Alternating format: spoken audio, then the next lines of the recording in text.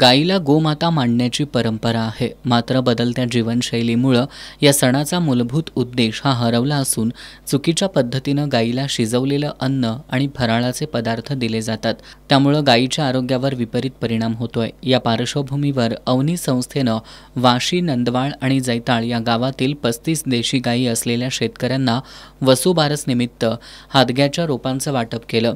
कस्तुरबा गांधी सेंद्रिय शेती प्रकल्पांतर्गत रासायनिक शेतीऐवजी सेंद्रिय आणि नैसर्गिक शेतीला प्रोत्साहन देण्यासाठी हा उपक्रम राबवण्यात आलाय. शेतकऱ्यांनी या रोपांचं संगोपन करून नियमितपणे गायींना या रोपाचा पाला खाऊ घालण्याचं आवाहन करण्यात आलंय. हादग्याच्या पाल्यामुळे गायींना आवश्यक प्रथिनं आणि खनिज द्रव्य मिळतात, पचन संस्था निरोगी राहते आणि रोगप्रतिकारक शक्ती वाढते, अशी माहिती यावेळी देण्यात आली. या उपक्रमासाठी संस्थेच्या अध्यक्ष अनुराधा भोसले यांचं मार्गदर्शन लाभलं.